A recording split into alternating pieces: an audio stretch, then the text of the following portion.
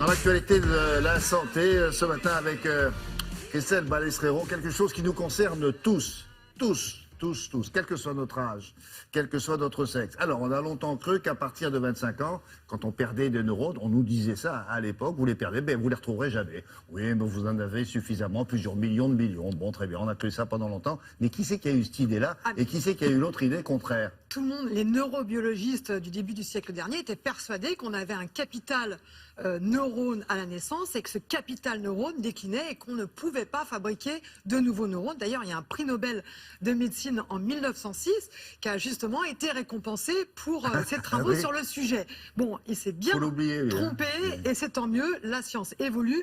Maintenant, grâce à des techniques d'imagerie très pointues, eh bien, on a pu identifier des zones du cerveau qui arrivaient à fabriquer de nouveaux neurones.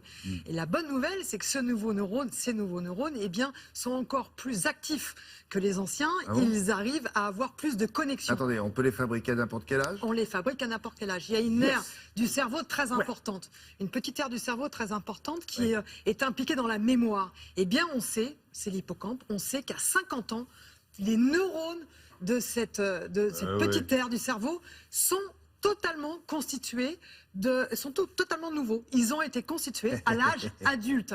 C'est vous dire que pour la mémoire, c'est quand même une bonne nouvelle. Alors la question qui se pose, c'est comment fabriquer de nouveaux neurones? Comment pousser cette fabrication, booster cette... Ah oui, comment faire? Pousser à la fabrication. Pousser à la fabrication. Alors, quoi, ça... Nous mettre dans des bonnes conditions pour fabriquer de nouveaux neurones. Alors justement, nous avons eu la chance d'être invités dans un laboratoire très particulier de l'Institut Pasteur. Nous sommes allés avec notre caméra. Il y a des chercheurs qui depuis des années planchent sur le sujet. Et aujourd'hui, la bonne nouvelle, c'est qu'ils sont capables de nous donner les règles. Les règles d'hygiène, la nutrition, beaucoup la nutrition, le comportement, l'activité physique. Les règles qu'il ne faut pas oublier pour fabriquer de nouveaux neurones.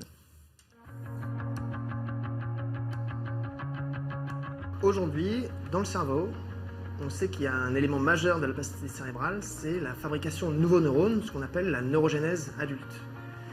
Cette neurogénèse opère dans deux petites régions du cerveau, une qui s'appelle l'hippocampe, qui est très importante dans la mémoire spatiale, dans la mémoire en général, et une autre qui est le système olfactif. Et grâce à cette découverte, on sait maintenant que le cerveau est capable tous les jours de produire de nouveaux neurones qui vont remplacer des neurones préexistants et établir de nouvelles connexions pour baser et améliorer nos capacités cognitives. Les nouveaux neurones ont une particularité physiologique, c'est qu'ils sont plus excitables et qu'ils ont une capacité plus grande de se connecter avec d'autres partenaires.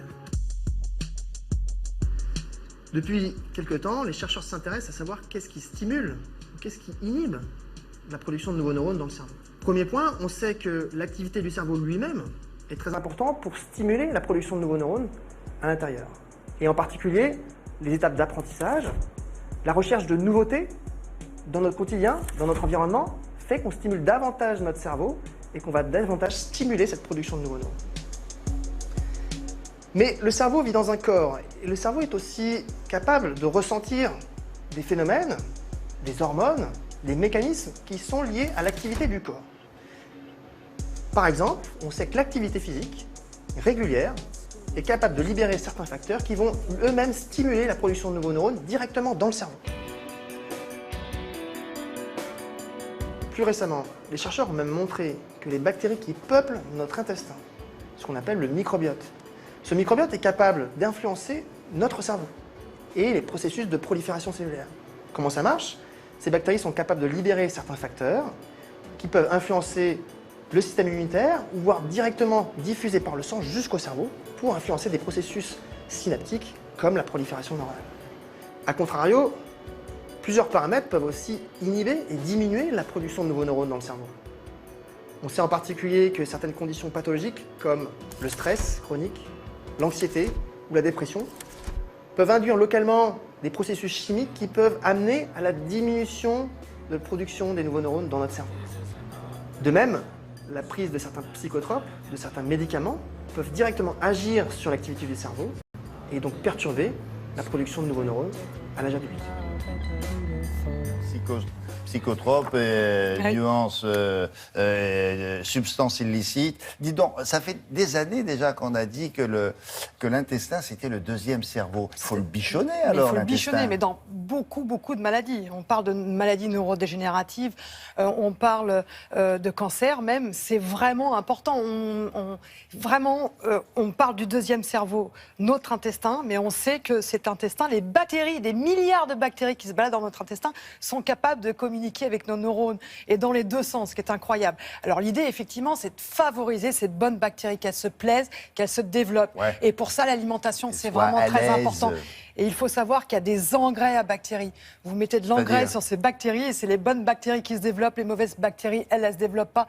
Et c'est vraiment ce vers quoi nous devons tendre dans l'alimentation, c'est-à-dire des fibres non digestibles qu'on n'arrive pas à digérer, qui vont vers ces bactéries et qui, voilà, de l'engrais tout simplement, ça fait flamber ces bactéries. Elles Les sont artichauts, contentes. elles sont contentes, elles se développent, tout va bien. Et donc justement, ça favorise cette neurogénèse, la multiplication de ces neurones. L'artichaut, l'asperge, la banane, excellente la banane.